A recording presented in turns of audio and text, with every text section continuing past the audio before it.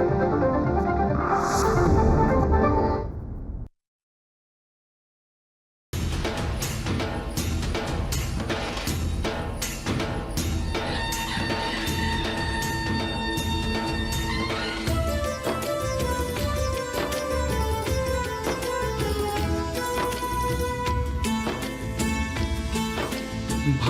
आपुले थोर म्हणून जाहलो मराठी, विश्वाच्या गाभारी गर्जे मराठी. भाग्य आपुले थोर म्हणून जाहलो मराठी, विश्वाच्या गाभारी गर्जे मराठी. गर्जे मराठी, गर्जे मराठी, विश्वाच्या गाभारी गर्जे मराठी. नमस्कार. गर्जे मराठी प्रस्तुत विश्वाच्या गाभारी गर्जे मराठी या कार्यक्रमामध्ये आपल्या सगळ्यांचं मनापासून स्वागत. मंडळी, आपल्याला माहितीच आहे की या कार्यक्रमामध्ये आपण जगभरातल्या वेगवेगळ्या देशात मराठी उद्योजक जे काम करतायत, मोठं नाव मिळवतायत आणि वेगवेगळ्या क्षेत्रामध्ये काम करतायत अशा उद्योजकांशी संवाद साधतोय. आजच्या भागामध्ये आपल्याकडे ऊर्जा क्षेत्रात काम करणारे डॉक्टर राहुल वालावलकर आणि नेत्रा वालावलकर आले आहेत. त्यांचं आपण सगळ्यात प्रथम आधी स्वागत करूया. नमस्कार डॉक्टर, आपलं कार्यक्रमात स्वागत. आणि नेत्राताई, आपलं या कार्यक्रमात स्वागत. डॉक्टर राहुल आणि नेत्रा वालावलकर एक power couple. Doctor Rahul Walawalkar यांनी वालचंद कॉलेज ऑफ इंजिनिअरिंग सांगलीमधून इलेक्ट्रिकल इंजिनिअरिंगमध्ये पदवी मिळवली. त्यांच्या कारकिर्दीची सुरुवात टाटा इन्फोटेक मधून झाली, जिथे त्यांनी एनर्जी मॅनेजमेंट आणि IT क्षेत्रात नवे प्रयोग केले. त्यांच्या इकोल्युमेन आणि आयजेम्स या प्रकल्पांसाठी त्यांना कम्प्युटर सोसायटी ऑफ इंडियाकडून यंग IT प्रोफेशनल अवॉर्ड प्राप्त झाला. कार्नेगी मेलन युनिव्हर्सिटीमधून PhD in engineering and public policy पूर्ण केली. त्यानंतर त्यांनी US मध्ये डिमांड रिस्पॉन्स आणि एनर्जी स्टोरेज संकल्पना सुरू केली. नेत्रा वालावलकर एक कुशल अभियंता आणि शाश्वत ऊर्जा क्षेत्रातील प्रभावी नेत्या. नेत्राने इलेक्ट्रॉनिक्स इंजिनिअरिंग मध्ये पदवी घेतली आणि करिअरची सुरुवात पट्टी कम्प्युटर सिस्टीम मधून केली. ड्रेक्सल युनिव्हर्सिटी मधून एक्झिक्युटिव्ह MBA पूर्ण केलं. गेली 20 वर्ष नेत्रा उद्योग, डेटा सेंटर्स आणि जागतिक कंपन्यांना मार्गदर्शन करीत आहेत. 2010 मध्ये राहुल आणि नेत्रा यांनी भारतासाठी एक मोठं स्वप्न पाहिलं, देशाला ऍडव्हान्स एनर्जी स्टोरेज मध्ये आघाडीवर नेण्याचं. त्यातूनच जन्म झाला इंडिया एनर्जी स्टोरेज अलायन्सचा. आज राहुल आणि नेत्रा हे वालावलकर एंटरप्राइज LLP आणि net zero energy transition association Netra चे संस्थापक आहेत. राहुल यांना ISGF प्रेसिडेंट्स अवॉर्ड या सन्मानाने गौरवण्यात आलं आहे. नेत्राने सुरू केलेल्या वुमन इन एनर्जी या उपक्रमामुळे अनेक तरुण महिला एनर्जी क्षेत्रात झळकत आहेत. तिच्या कार्याचा प्रभाव केवळ कॉर्पोरेट क्षेत्रापुरता मर्यादित नाही, तर नेत्रा सामाजिक क्षेत्रातही सक्रिय असून CS फाउंडेशन आणि सोशल व्हेंचर पार्टनर्स इंडियाच्या माध्यमातून अनेक समाजोपयोगी उपक्रमांना हातभार लावत आहेत. राहुल आणि नेत्रा यांनी मिळून 15हून अधिक स्टार्टअप्स मध्ये गुंतवणूक केली आहे. 2024 मध्ये अर्थ डे नेटवर्कने राहुल आणि नेत्रा या दोघांनाही अर्थ डे स्टार्स म्हणून गौरवले. चला भेटूया या पॉवर कपलला, डॉक्टर राहुल आणि नेत्रा वालावलकर, जे भारतातून जगासाठी स्वच्छ ऊर्जेचं भविष्य घडवत आहेत. तर आता तुम्ही ऊर्जा क्षेत्रातच काम करताय, त्यामुळे तुम्ही स्वतःसुद्धा असे ऊर्जेने भरलेलेच असणार हे आम्हाला माहिती आहे. तर तुम्ही दोघंही स्वतः खरे इंजिनियर. आपल्या भारतातच तुमचं महाराष्ट्रात शिक्षण झालं.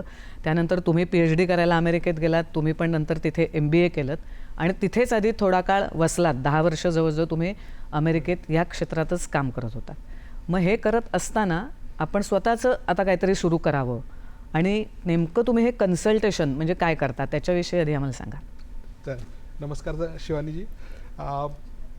याच्यामध्ये एनर्जीमध्ये मी स्वतः इलेक्ट्रिकल इंजिनियर आहे, नेत्रा इलेक्ट्रॉनिक्स इंजिनियर आहे. आणि पहिल्यापासून आवड एनर्जी क्षेत्रामध्ये असल्यामुळे माझं करिअर टाटा इन्फोटेकमध्ये सॉफ्टवेअरमध्ये चालू केलं. जेव्हा Y2K बूम होता त्या पिरियडमध्ये मी चालू केलं. पण त्याच्यामध्ये पण मी टाटा इन्फोटेकला एनर्जी मॅनेजमेंटमध्ये घेऊन आलो. लकीली डॉक्टर निर्मल जैन हे जे तेव्हा प्रेसिडेंट होते, मॅनेजिंग डायरेक्टर होते टाटा इन्फोटेकचे, त्यांनी मला लहान वयामध्ये ओळखून त्यांनी अपॉर्च्युनिटी दिली. आणि ह्याच्यानंतर मग मी US ला 2001 मध्ये गेलो की एनर्जी मॅनेजमेंटमध्ये पहिल्यांदा मास्टर्स केलं आणि PhD मग कार्नेगी मेलन युनिव्हर्सिटीमध्ये इंजिनिअरिंग आणि पब्लिक पॉलिसी, ज्याच्यामध्ये टेक्नॉलॉजी, पॉलिसी आणि बिझनेस या तिन्ही यांचा एकत्र विनिमय करून कशा प्रकारे नवीन टेक्नॉलॉजीजना पुढे आणता येईल याच्यावर काम केलं.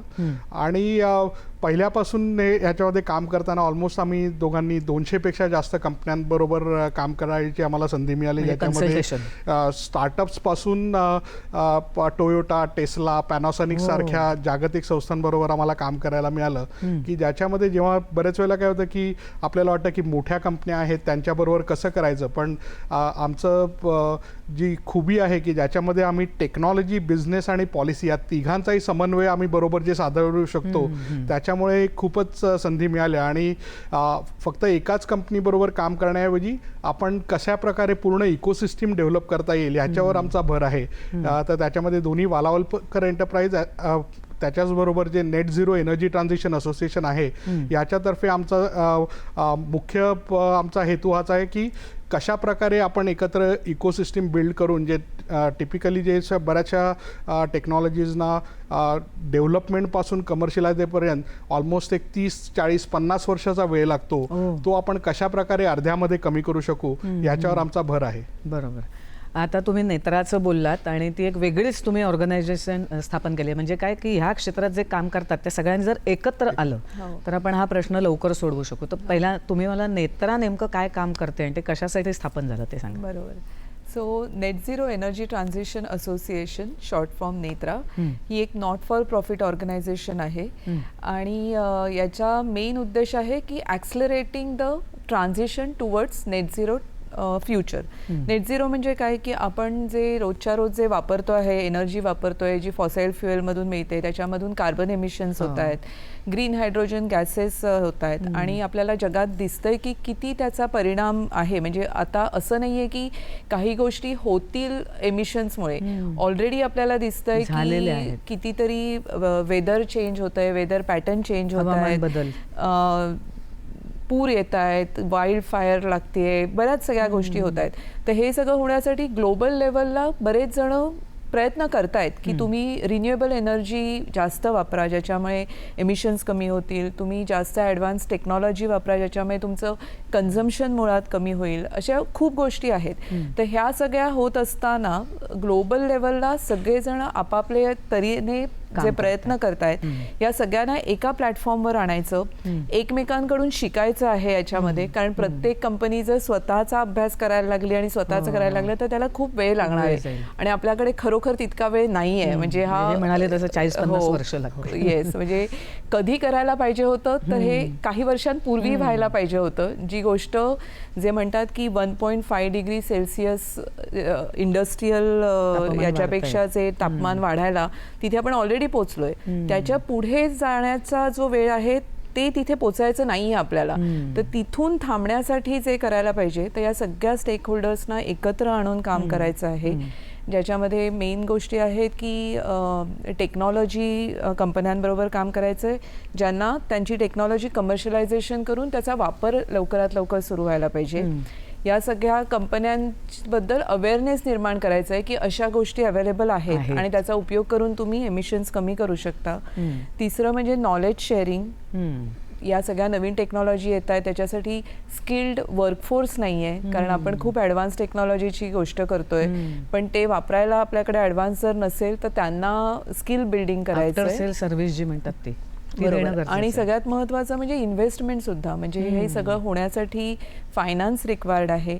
तर या सगळ्यांना बरोबर घेऊन हे जे ॲक्सलरेट करायचं आहे, लवकर तिथे पोचायचं आहे, त्याचा हा एक प्रयत्न आहे. बरोबर.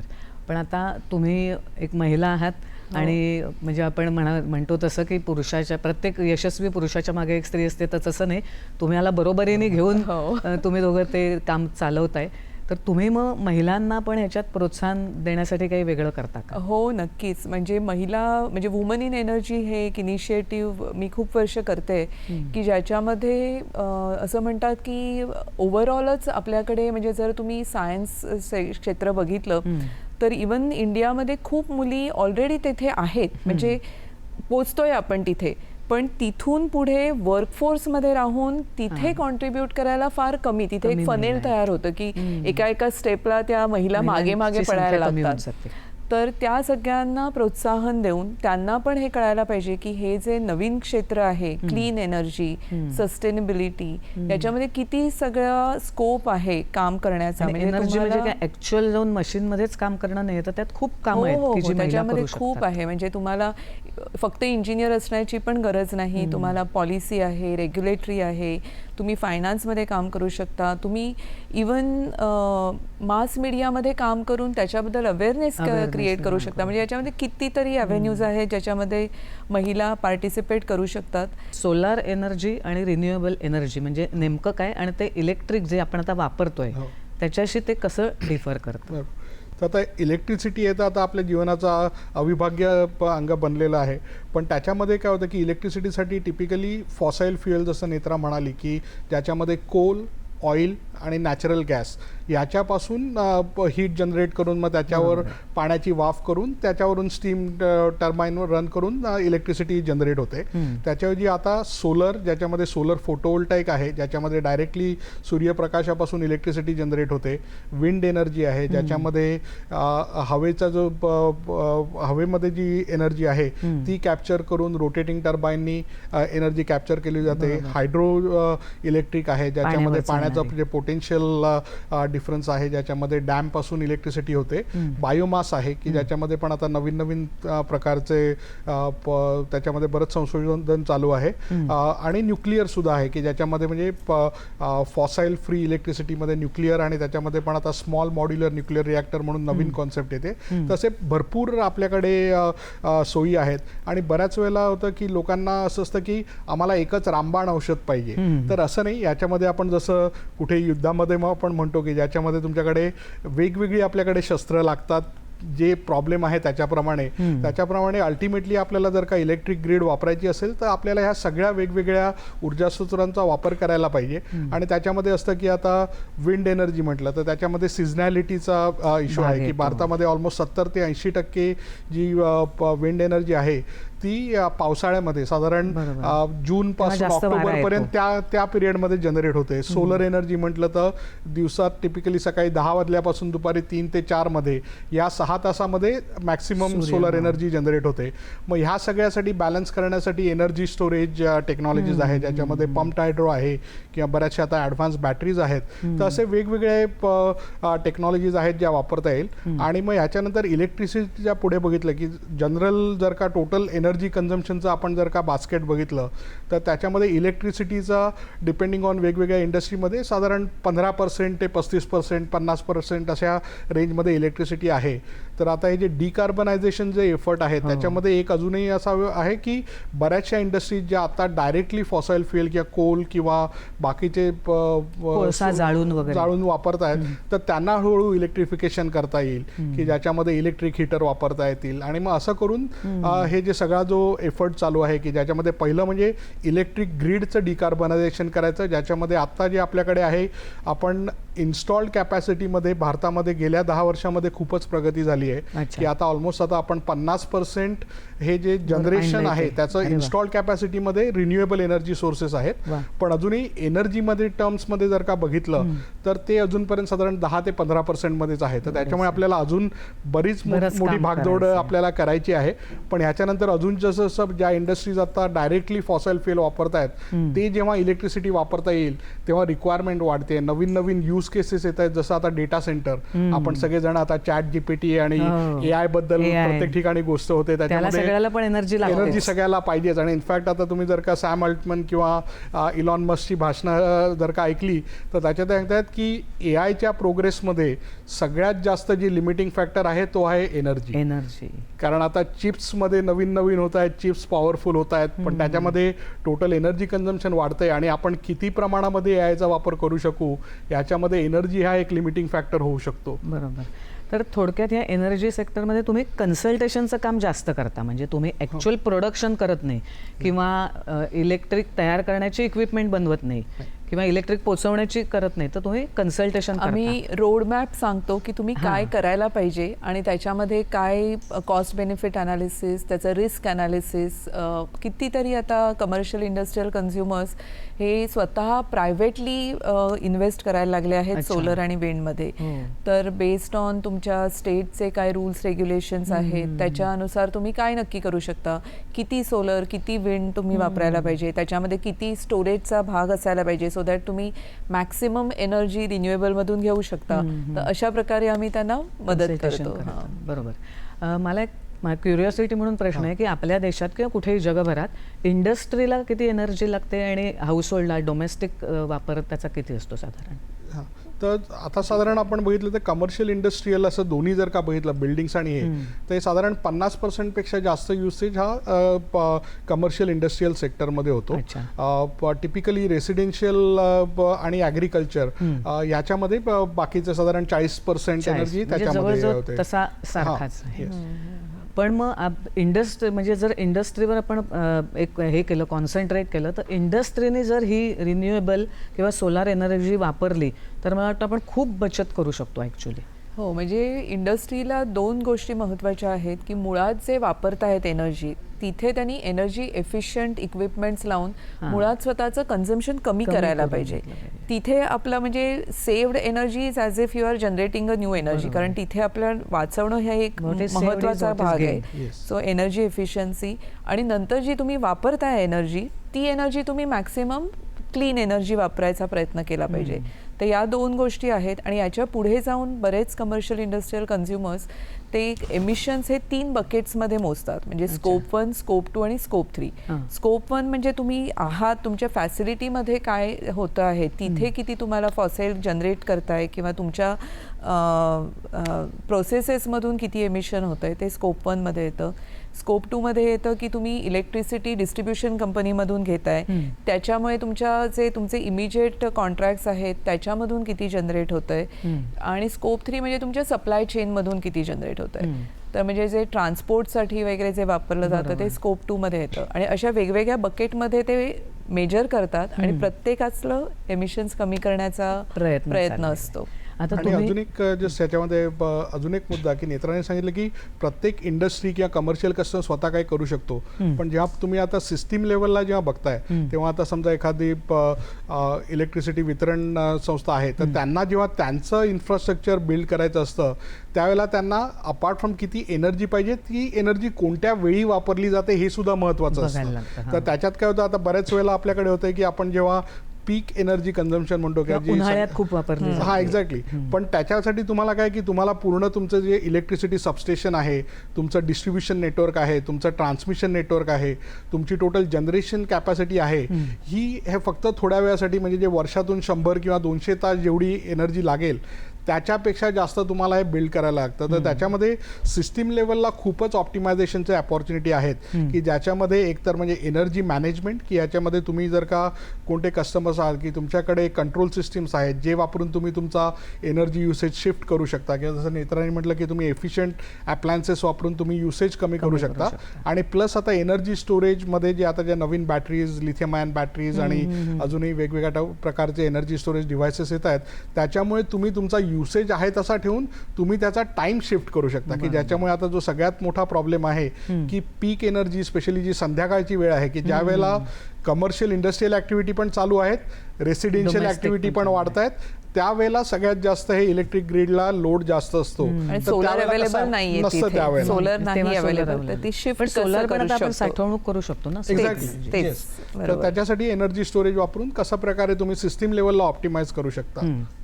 आता थोडं आपण तुमच्या पर्सनल याच्यावर जाऊया, ह्याच्यावर बोलूयाच नंतर की तुम्ही दोघं आता तुम्ही इलेक्ट्रॉनिक इंजिनियर आणि तुम्ही इलेक्ट्रिकल हे असूनही तुम्ही एकदम एनर्जी क्षेत्रामध्ये कसे काय गेलात, म्हणजे तुमचा प्रवास थोडक्यात सांगा.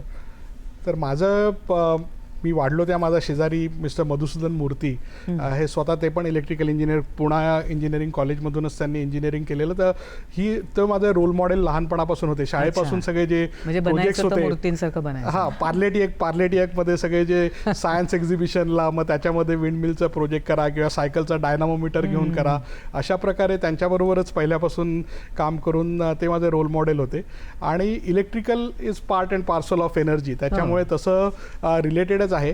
जरी Y2K मुळे वगैरे थोडंसं मी इंटरेस्ट होऊन IT मध्ये गेलो, पण एक कुठेतरी डोक्यात होतं की एनर्जी हे अविभाज्य अंग आहे आणि त्याच्यामध्ये करायला एवढ्या अपॉर्च्युनिटी आहेत बरोबर. की प्रत्येक जण जर का नुसतं कॉम्प्युटरमध्ये जाऊन जर का करायला गेलं IT तर मध्ये, शेवटी हे पाहिजे. तर तेव्हा मी ठरवलं की आमच्यापैकी वालचंद कॉलेजला आमच्यापैकी मला वाटतं 55 आम्ही जे मित्रमैत्रिणी एकत्र होतो त्याच्यापैकी मला वाटतं ऑलमोस्ट एक 40पेक्षा जास्त IT मध्ये गेले. पण तरी आहोत आम्ही एक 10-15 जण आहोत जे बरेचसे जण वेगळ्या क्षेत्रात मुंबईमध्येच गेले. आता अडाणी इलेक्ट्रिसिटी किंवा MSc-DCL मध्ये आहेत. तर आम्ही थोड्या मित्रांनी आम्ही ठरवलं की नाही एनर्जीमध्येच खूप अपॉर्च्युनिटी आहेत आणि त्याच्यावरच काम कंटिन्यू करूया. बरोबर. पण आता तुम्ही त्या क्षेत्रात आलात आणि तुम्ही अमेरिकेत पण काम केलं जो म्हणजे अजूनही करताच आहात. अमेरिकेत पण तुमचं काम चालू आहे आणि भारतातही करताय. तर थोडा एक जगाच्या अँगलने आपण विचार केला तर अमेरिकेतली किंवा परदेशातली स्थिती एनर्जी क्षेत्राची, ऊर्जा क्षेत्राची आणि आपल्या भारताची काय आहे आणि रिन्युएबल किंवा सोलार एनर्जी सुद्धा तिकडे किती वापरली जाते आणि आपल्याकडे ते काय प्रमाण आहे? हां. तर आता अमेरिकेसारखा जो देश आहे जे आता डेव्हलप देशामध्ये म्हणतात तर त्याच्यामध्ये अमेरिकेचं पॉप्युलेशन हे साधारण 350 मिलियन पॉप्युलेशन आहे. म्हणजे भारतापेक्षा ऑलमोस्ट 1/3 35 कोटी पॉप्युलेशन आहे. आणि त्याच्या मानाने भारतापेक्षा ऑलमोस्ट तिप्पट ही टोटल इलेक्ट्रिसिटी जनरेशन कॅपॅसिटी अमेरिकेमध्ये आहे. तर त्या दृष्टीने जर का तुम्ही बघितलं तर म्हणजे त्यामुळे त्यांना कमी पडत नाही कधी. Per capita एनर्जी कन्झम्पन हे म्हणजे खूप जास्त भारतापेक्षा ऑलमोस्ट 10 पट जास्त आहे. त्या दृष्टीने तसं इलेक्ट्रिसिटी ग्रीड ही बऱ्यापैकी रोबस्ट आहे. तिकडे नॉर्मली पॉवर कट जसं आपल्याकडे होतात त्या मानाने खूप कमी होतात. जेव्हा इलेक्ट्रिसिटी ग्रीडचं प्लॅनिंग होतं त्याच्यामध्ये 10 वर्षातून एकदा कसा पॉवर कट अवॉइड करायचा ह्याच्यावर बराचसा भर दिला जातो. तर त्या दृष्टीने म्हणजे ग्रीडमध्ये फरक आहे. पण त्याप्रमाणे भारतामध्ये आता जसं टेलिकॉम सेक्टरमध्ये झालं की एका वेळेला आपण जगापेक्षा खूपच मागे होतो. पण गेल्या 20 वर्षामध्ये भारताने टेलिकॉममध्ये आता एवढी प्रगती केली की स्पेशली 5G 6G आता जर का अमेरिकेत गेलं तर वाटतं अरे भारतामध्ये इंटरनेटचा आपल्याला मोबाईलवर स्पीड जास्त चांगला मिळतो. अमेरिकेत वाटतं अरे आपण कुठे आलो. तर तशा प्रकारे एनर्जी सेक्टरमध्ये पण हीच अपॉर्च्युनिटी आहे की भारतामध्ये बऱ्याचशा देशांमध्ये काय अमेरिका म्हणा किंवा बरेचसे युरोप म्हणा हे यांचा जे इलेक्ट्रिसिटीचा ग्रोथ रेट आहे तो 3% 4% हा ग्रोथ रेट आहे. भारतामध्ये आपण ऑलमोस्ट इकॉनॉमीत 6-8% होते. त्या मानाने इलेक्ट्रिसिटी सेक्टर त्याच्या ऑलमोस्ट डबल स्पीडनी वाढायला पाहिजे, ग्रोथ व्हायला पाहिजे. तर त्या दृष्टीने भारतामध्ये आपल्याला सगळ्यात चांगली हा जो मौका आहे तो आहे की भरपूर नवीन गोष्टींमध्ये इन्व्हेस्टमेंट होते. जसं आता गेल्या 10 वर्षामध्ये आपण बघितलंय की रिन्युएबल एनर्जी म्हणजे सोलरचं आम्ही ज्या 2010ला US मधून भारतात आलो तेव्हा टोटल इलेक्ट्रिसिटी जनरेशन भारतामध्ये फक्त जेमतेम 10 मेगावॅटचं सोलर फोटोवोल्टाईक जनरेशन होतं. ते आता ऑलमोस्ट 150 गिगावॅट स्केलला पोहोचलेलं. इव्हन म्हणजे 2012मध्ये जेव्हा पहिल्यांदा नॅशनल सोलर मिशनचा विचार निघाला तेव्हा विजनच होती की भारताने 2022 पर्यंत 20 गिगावॅटचं सोलर जनरेशन करायची शक्यता आहे. ती सडनली मोदीजींनी येऊन त्यांनी एकदम विजन 5 पट वाढवली. त्यांनी सांगितलं पहिल्यांदा 100 गिगावॅट हे टार्गेट पाहिजे आणि नंतर जेव्हा असं झालं की आपण आता 100 गिगावॅट ॲक्च्युअल अचीव्ह करू शकू त्यांनी आता रिन्युएबल एनर्जीचं टार्गेट वाढवून 500 गिगावॅट हे केलं आहे. तर त्याच्यामुळे अपॉर्च्युनिटी जेवढ्या भारतात आहेत इनफॅक्ट मला आता जगभरातून सगळे आम्हाला दोघांना बरेच जण येतात त्यांना भारतामध्ये खूपच इंटरेस्ट आहे. लोकांना इन्व्हेस्ट करण्याला इंटरेस्ट आहे कारण ग्रोथ जेवढी भारतामध्ये आहे ती खूपच कमी ठिकाणी आहे. चॅलेंजेस पण आहेत पण म्हणजे हे तुम्ही प्रोडक्शन बद्दल सांगितलं. दुसरी महत्वाची गोष्ट म्हणजे की आपल्याला फक्त कन्झ्युमर व्हायचं नाहीये तर मॅन्युफॅक्चरिंगवर पण भर दिला पाहिजे. म्हणजे बऱ्याचसा जो सोलरची जी ग्रोथ झाली त्याच्यामध्ये बऱ्याचशा याच्यामध्ये झालं की बरेचसे सोलर पॅनल्स आणि बाहेरून आपण इम्पोर्ट केले आणि इथे आपण इन्स्टॉलेशन्स केले. पण राहुलचा तो पण एक महत्त्वाचं हे आहे की मेक इन इंडियावर जो भर आहे ते आपल्याला एनर्जी स्टोरेजमध्ये इंडियामध्ये मॅन्युफॅक्चर होऊन इंडियाने इंडियासाठी वापरायचं आहे आणि बाहेरच्यांना एक्सपोर्ट करायचं आहे. सो ती कपॅसिटी आपल्याला कपॅबिलिटी स्किल्स आपल्याला तयार करायचं म्हणतोय ना make in India startup India याच्या माध्यमातून या क्षेत्रात आपल्याला खूप वाढ करता येईल. आता तुम्ही प्रोडक्शन बद्दल बोललात. मला विचारायचं होतं की वापर म्हणजे भारतात ही जी नवीकरणीय ऊर्जा आहे ना आणि सोलार त्याचा वापर किती वाढला आहे? वापरमध्ये ॲज कम्पेअर्ड टू आता US भारतामध्ये पर्सेंटेजमध्ये आय थिंक रिन्युएबल एनर्जीचा प्रमाण हे आता जास्त होतं आहे. भारतामध्ये आता सगळ्यात चांगली गोष्ट काय झाली आहे की आधी जेव्हा असं 15 वर्षापूर्वी होतं की सोलर एनर्जी खूप कॉस्टली एनर्जी आहे आणि ती ग्रीन एनर्जी आहे म्हणून आपण अडॉप्ट करायला पाहिजे. आता झालंय सोलर एनर्जी आणि विंड दोन्ही हे आता कोलपेक्षा स्वस्त झालेले आहेत. फक्त अजूनही त्यांच्या व्हेरिएबिलिटीमुळे थोडंसं इश्यूज आहेत, पण ते आता एनर्जी स्टोरेजच्या कमर्शियलायझेशनमुळे ते सुद्धा सॉल्व्ह होत आहेत. तर सगळ्यात आता म्हणजे की तुम्ही जर का आता बघितलं की आता नवीन जर का कोल प्लांट जर का टाकायचा असेल, कोळशाचा प्लांट, तर त्याच्यामधून जी इलेक्ट्रिसिटी जनरेट होते त्याची कॉस्ट साधारण 6.5 रुपये 5.5 ते 6.5 रुपये पर किलोवॅट अवर और पर युनिट ही कॉस्ट येते. त्याच्याऐवजी जर का आता जे मोठे जे सोलरचे जे कॉन्ट्रॅक्ट्स होत आहेत किंवा विंडचे कॉन्ट्रॅक्ट होत आहेत त्याच्यामध्ये साधारण 2.5 ते 3.5 रुपये पर युनिट याने इलेक्ट्रिसिटी जनरेट होते. तर त्याच्यामुळे भारतामध्ये ॲक्च्युली आता स्पेशली कमर्शियल इंडस्ट्रियल कस्टमर्सना तर रिन्युएबल एनर्जी वापरणं हे म्हणजे आता कम्प्लीट आता म्हणजे सगळ्यात सोपी गोष्ट झाली. गव्हर्नमेंट पण त्याला खूप अनुदान प्रोत्साहन देतंय. प्रोत्साहन देतंय. गव्हर्नमेंटने बऱ्यापैकी पॉलिसीज रेग्युलेशन्स त्याच्यासाठी फॉर केलेले आहेत. प्रत्येक स्टेटला प्रत्येक डिस्ट्रीब्युशन कंपनीजना टार्गेट्स दिलेली आहेत की तुम्हाला यावर्षी 22% असायला पाहिजे आणि तुम्ही 2030 पर्यंत ऑलमोस्ट 40% रिन्युएबल एनर्जी तुम्ही कन्झ्युम करायला पाहिजे. त्याच्याशिवाय काही अशा डेसिग्नेटेड कन्झ्युमर सेगमेंट्स आहेत त्यांना पण टार्गेट्स दिलेले आहेत की तुम्हाला कंपल्सरी एवढी रिन्युएबल एनर्जी वापरलीच पाहिजे किंवा तुम्ही स्वतः तयार केली पाहिजे. हो. आणि आता टेक्नॉलॉजी आता ज्या स्टेजला आहे आता म्हणजे मीच म्हणजे या माध्यमातर्फे सगळ्यांना एक आवाहन करेन की तुम्ही वाट बघू नका की अजून 2 वर्षांनी 5 वर्षांनी काय करणार. जसं आपल्याला माहिती आहे आपल्याला सेलफोनबद्दल किंवा आपल्या लॅपटॉपबद्दल की 2 वर्षांनी आपल्याला चांगला अजून पॉवरफुल मिळणार आहे, पण तुम्ही आत्ताच्या आत्ता तुम्ही सौर ऊर्जा आणि बाकी रिन्युएबल एनर्जीचा जर का वापर तुम्ही जर का कॉस्ट इफेक्टिव्हली करू शकत असाल तर वाट कशाची बघायची आहे. कारण आता काय होतं आहे की तुम्ही जेव्हा डिस्ट्रीब्युशन कंपनीकडून MSEDCL म्हणा किंवा दुसऱ्या कोणत्या कंपनीकडून जेव्हा तुम्ही इलेक्ट्रिसिटी घेताय, कमर्शियल इंडस्ट्रियल कस्टमर्स टिपिकली 8 रुपये ते 14 रुपये पर युनिट ह्या याने तुम्ही इलेक्ट्रिक. तर त्यामध्ये जर का तुम्हाला जर का 5 रुपयाच्या आतमध्ये सोलर प्लस स्टोरेज हे जर का तुम्हाला मिळत असेल, तुमच्या कॅप्टिव्ह जनरेशनमध्ये तुम्ही अजून तुम्ही वृद्धी करू शकता. तर तसं करून तुम्हाला म्हणजे आता कोणाचाही गव्हर्नमेंटचं अनुदान किंवा दुसऱ्यांसाठी वाट बघायची वेळ निघून गेली आहे. ह्या टेक्नॉलॉजी स्वतःसाठी आणि ते समजून घेतलं तर म्हणजे याच्यामध्ये खूपच अपॉर्च्युनिटीज भरपूर आहेत. बरोबर. पण ग्रीन ओपन ऍक्सेस असा पण एक आहे प्रकार की म्हणजे बऱ्याचशा सोसायटीज तर रूफटॉप लावू शकतात, पण तुमचं जर ते रूफटॉप जर लिमिटेड असेल तर तुम्ही ऍक्च्युली मोठ्या प्लांट्समधून व्हील करू शकता एनर्जी. म्हणजे तुम्ही त्यांच्याबरोबर ॲग्रीमेंट साईन करू शकता आणि ती एनर्जी तुमच्यासाठी ह्याला पण आता सरकारने बरंच प्रोत्साहन द्यायला सुरुवात केली. तर मी त्याच प्रश्नाकडे येणार होते. म्हणजे सामान्य माणसाला काय वाटतं की आपल्या घरावर एक सौर पॅनल लावलं की आपलं घरातलं जेवण पण त्याच्यावर शिजू शकेल, रात्री आपल्याला दिवा पण मिळेल, जरी वीज कपात झाली असली तरी आपल्याला टेन्शन नाही म्हणून लावतात. शासन अनुदान पण देते लावतात, पण त्याच्यानंतरची जी एक आफ्टर सेल सर्व्हिस असते किंवा त्याचं रखरखाव म्हणतो ना आपण, मेंटेनन्स, तो होत नाही. मग कधी कधी बंद पडून तशीच राहतात किंवा गंज चढतोय. तर त्या दृष्टीने काय करायला पाहिजे माणसाने, काय वाटतं? म्हणजे ऑपरेशन आणि मेंटेनन्स हा सगळ्यात महत्वाचा आहे. कारण तुमच्या जर सोलर पॅनलवर जर धुळीचा जर थर राहिला तर ते सोलर पॅनल काही जनरेटच करणार नाही. सो त्याच्यासाठी तुम्हाला जे म्हणजे एकतर स्वतःला अवेअरनेस पाहिजे की हे पॅनल आपण जे लावलंय त्याच्यावर सूर्यप्रकाश पडला आणि जर ते क्लीन असेल तर ते जनरेट करणार आहे आणि तर ते माझ्यापर्यंत पोहोचणार आहे. सो हे सगळ्यात बेसिक गोष्ट आहे. आणि बऱ्याच वेळेला जे अग्रीमेंट साईन करतात ज्या कंपनी बरोबर ते त्यांच्याकडे मंथली मेंटेनन्स किंवा क्वार्टरली मेंटेनन्स ते असतात. म्हणजे तो अवेअरनेस पाहिजे. आणि जर तुम्ही स्वतःच केपेक्स आणि ओपेक्स हे 2 एक प्रकार आहेत की तुम्ही पूर्णपणे स्वतःचा पैसा लावून प्लांट उभा करा आणि तो वापरा आणि त्याच्यासाठी तुम्ही मेंटेनन्ससाठी कोणाला कॉन्ट्रॅक्ट करा. किंवा ओपेक्स असं आहे की कोणती मोठी कंपनी इन्व्हेस्ट करते, तुम्ही तुमच्या रूफवर ते लावता आणि मग तुम्ही त्याच्यामधून ते वापरता आणि जसं तुम्ही वापरता महिन्याचं बिल जसं देता तसं तुम्ही देऊ शकता. आणि मोठे मोठे प्लांट्स म्हणजे मेगावॉट स्केलचे प्लांट्स आता लागत आहेत. डेटा सेंटर्स 100 मेगावॉट्सचे पॉवर परचेस ॲग्रीमेंट साईन करतायत.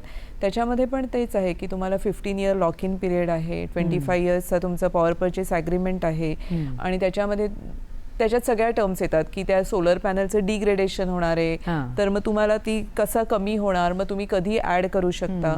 आणि राहुल जसं म्हणाला तसं आता सोलरचा shifting of solar energy in the evening peak hours, that is very important. त्याच्यामध्ये मग तुम्ही आता स्टोरेज इन्क्लूड करू शकता आणि मग तुम्ही पूर्ण प्रॉपर कॉन्ट्रॅक्ट करू शकता की तुम्हाला कधी कोणती एनर्जी हवी आहे त्याचा. मित्रांनी मोठ्या प्रमाणावर इंडस्ट्रीजसाठी सांगितलं, तसंच छोट्या प्रमाणामध्ये मायक्रोग्रिड्सची कॉन्सेप्ट आहे की ज्याच्यामध्ये आता रुरल एरियामध्ये किंवा जिकडे इलेक्ट्रिसिटी डिस्ट्रीब्युशन नेटवर्क रिलायबल नाही आहे, जिकडे अजूनही 10 तास 14 तास पॉवर कट होत आहेत, तिकडे कशा प्रकारे तुम्ही इलेक्ट्रिसिटीचा वापर करून लोकल छोट्या प्रमाणामध्ये जी आयदर गृहउद्योग किंवा बाकी जे ॲग्रिकल्चरल उद्योग आहेत त्यांना कसं प्रोत्साहन देता येईल याच्यावर पण बरंच काय काय करता येण्यासारखं होतं. बरेच वेळा काय होतं की मायक्रोग्रिड हा प्रकार बरेचसे इंडस्ट्री CSR मध्ये बघतात की एक कॉर्पोरेट सोशल रिस्पॉन्सिबिलिटी आपण एक काहीतरी फंड आपण दत्तक घेऊया. पण तुम्ही जसं म्हणालात की त्याचं जे मेंटेनन्स आणि बाकीचं आहे तो जर का काळजी घेतली नसेल तर बऱ्याच वेळेला होतं की फोटो काढले जातात आणि नंतर 1 वर्षानंतर तुम्ही जाऊन बघितलं तर त्याच्यामध्ये काही चालू नसतं. तर त्याच्यामुळे त्याच्यावर बरंच काय काय काम करता येईल. त्याच्यामध्ये आता आम्ही दोघं व्हील्स ग्लोबल फाउंडेशन म्हणून एक पॅन IIT ॲलमनसची संस्था आहे, तर मी त्याचा एनर्जी काउन्सिलचं पण सध्या मी लीड करतो. तर त्याच्या थ्रू आम्ही बरेचसे असे जे मायक्रोग्रिड मिनी ग्रिडमध्ये बऱ्याचशा संस्था आहेत काम करतात सध्या. ॲक्च्युली म्हणजे आता थोडंसं नॉट जस्ट कन्सल्टेशन पण एकत्र आणून त्याच्यामध्ये करता येईल. आणि त्याच्यामध्ये थोडंसं परत एकदा गर्जे मराठी सारखं येऊन जे आनंद गानोंनी हा जो उपक्रम जो चालू केला आहे, कारण बऱ्याच वेळेला काय होतं की प्रत्येक जण आपापल्या विश्वामध्ये आपण छोटंसं काहीतरी करत असतो आणि बाकीचे कोण लोक ते काम करतात हे आपल्याला कळत नाही. तर आम्ही एक आमच्या दोघांचाही सध्या फोकस हाच आहे की जी लोक चांगली काम करता आहेत अक्रॉस वेगवेगळे जे नॉट फॉर प्रॉफिट्स आहेत किंवा थिंक टँक्स आहेत किंवा वेगवेगळ्या संस्था ज्या करतायत त्यांना एकत्र आणून त्यांच्यामध्ये कसे डॉट्स कनेक्ट करायचे सो दॅट आपण सगळे एकत्र येऊन मोठ्या प्रमाणामध्ये करू शकतो. एखादी स्ट्रॅटेजी आणून तुम्ही धोरण शासनाला पण सांगू शकता. पॉलिसी ॲडव्होकसी. आता तुम्ही मगाशी म्हणालात की 200 कंपन्यांना जवळजवळ तुम्ही कन्सल्टेशन केलेलं आहे, त्यात अगदी मोठ्या मोठ्या पण होत्या छोट्या पण होत्या.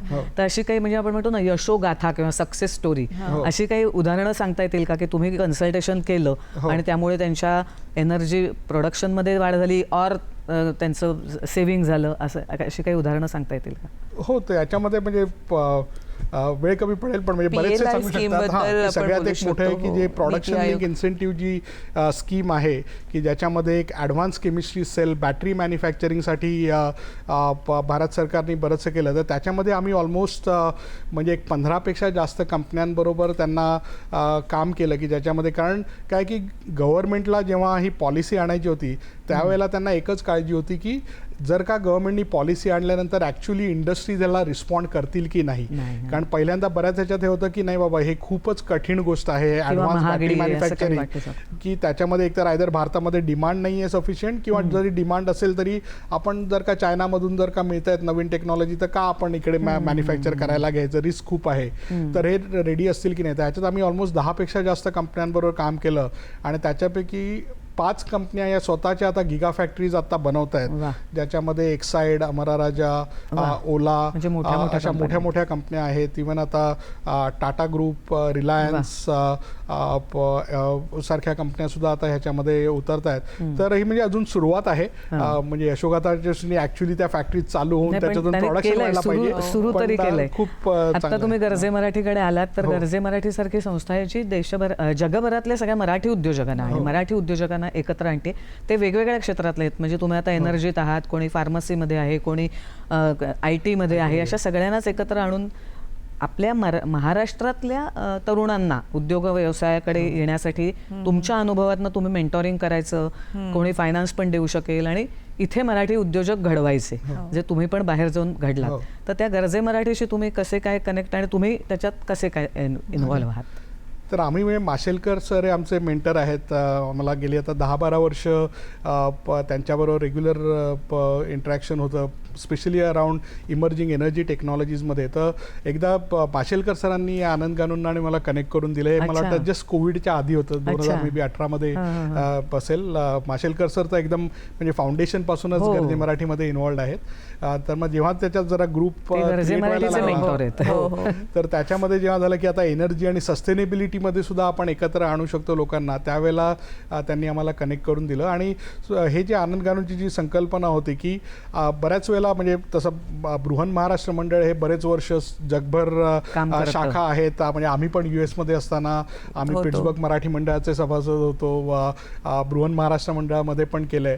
पण बऱ्याच वेळेला त्या ऍक्टिव्हिटीज ह्या आर्ट कल्चर किंवा सांस्कृतिक, सामाजिक या अशा त्यापुरत्याच लिमिटेड राहत उद्योगांशी होत्या संबंधित. उद्योगाशी. तर त्याच्यामुळे जेव्हा आनंद गानूंनी हा विचार आणला की आपण महाराष्ट्राशी जे जुडलेले आहेत की फक्त मराठी नाही पण ज्या कोणाचा महाराष्ट्राशी संबंध आहे, नातं आहे, ज्यांना महाराष्ट्राची प्रोग्रेस करण्यामध्ये त्यांना आवड आहे, एकत्र येऊन फक्त लेझर फोकस ठेवून बिझनेसमध्ये कसं एकमेका सहाय्य करू आणि सगळ्यांना पुढे घेऊन जाण्यामध्ये करू, तर ती त्यांचा जो फोकस तुम्ही होता तो मला ऊर्जा खूपच क्षेत्राशी आवडला. त्यांना, ऊर्जा क्षेत्रामध्ये mentoring तर करता. मी आणि नेत्रा आम्ही त्यांचे जे सस्टेनेबल एनर्जीचा ग्रुप आहे त्याच्यामध्ये आम्ही सहभागी आहोत. आमचं दर महिन्याच्या शेवटच्या रविवारी एक ऑनलाईन मीटिंग होते ज्याच्यामध्ये ऑलमोस्ट 7-8 देशातून पार्टिसिपेट करतात एक्सपर्ट, तरुणांना mentoring करता. मेंटर करतात. कोविडमध्ये वेबिनार चालू झाले.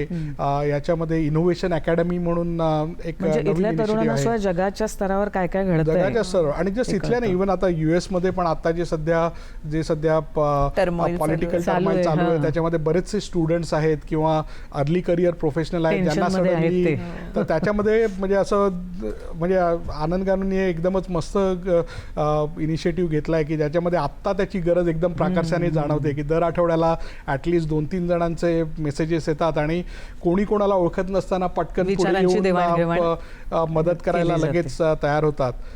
तर आणि खूपच ह्याच्यामध्ये की जो प्रत्येकाचा म्हणजे प्रत्येक जिल्हा बाय जिल्हा इनिशिएटिव्ह आहेत.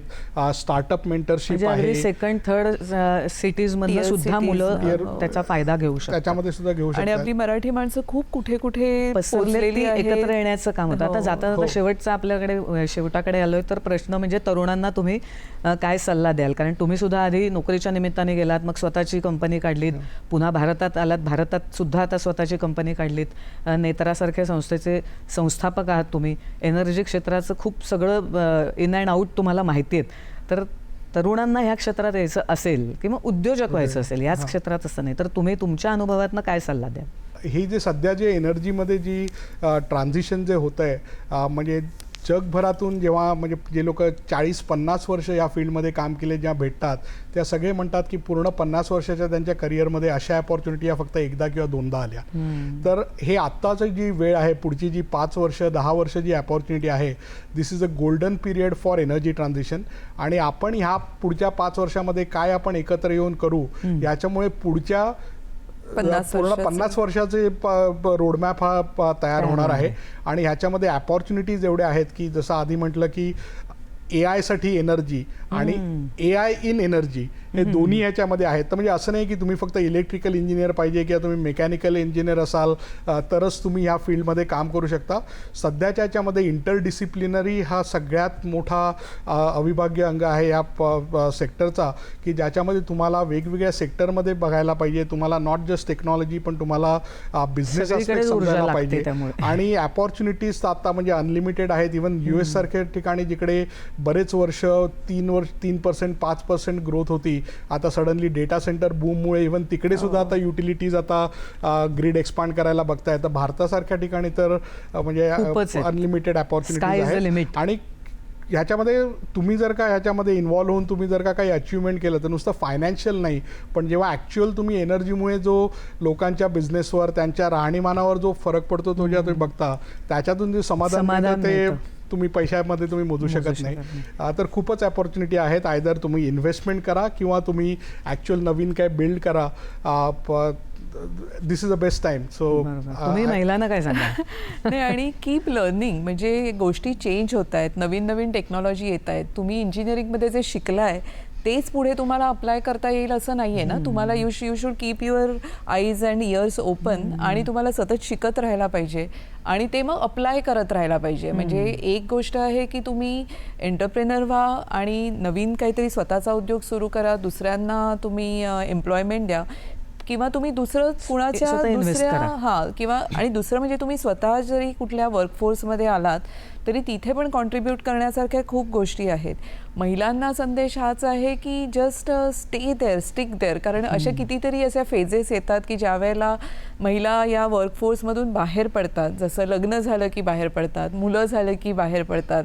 पण तसंच ह्याला बऱ्याच पण बाहेर पडा. कंपन्यांचा बऱ्याच कंपन्यांचा तो एक आहे, म्हणजे करतायत आता की बॅक टू वर्क पॉलिसीज आहे ज्याच्यामध्ये त्यांना पण प्रोत्साहन देऊन करतायत. सो तुम्ही रिस्किल करा. तुम्ही जर गॅप घेतली असेल 3-4 वर्ष तर तुम्ही स्वतःला रिस्किल करून परत या तिथे आणि परत करा. आणि मला वाटतं की आपला घरातून जो सपोर्ट असतो तो खूप इम्पॉर्टंट आहे. तर जे सगळे बाकीचे घरातले पण बघतायत त्यांनी हे लक्षात ठेवा की ती जी बाई जी महिलांना काम support करते द्या, ऊर्जा द्या महिलांना. ऊर्जा द्या. हो. आणि at the end of the day की आपल्या पुढच्या पिढीसाठी पण आहे की हे जे सगळं पोल्युशन आणि जे जे करतोय ते एमिशन्समुळे पुढच्या जे पिढीच्या सगळं पण बदलतंय उपयोगाचं आहे. ते कुठेतरी त्या प्रॉब्लेमचा भाग होण्यापेक्षा सोल्युशनचा भाग व्हा आणि मग तिथे तुम्ही कॉन्ट्रीब्यूट करू हा शकता. तुम्ही शेवट मस्त केलात अगदी. आणि तुम्ही दोघंही स्वतः पण असे ऊर्जावान दिसलात आणि तशाच गप्पा सुद्धा छान मारल्यात. आणि ऊर्जा क्षेत्र नेमकं कसं कुठे चाललंय आणि जायला हवंय याच्याविषयीची पण खूप छान माहिती दिलीत. त्याबद्दल मनापासून धन्यवाद. आणि तुम्ही सह्याद्री वाहिनीवर येऊन तुमच्या या क्षेत्राचे अनुभव आम्हाला सांगितलेत त्याबद्दल धन्यवाद. नमस्कार. नमस्कार. थँक्यू.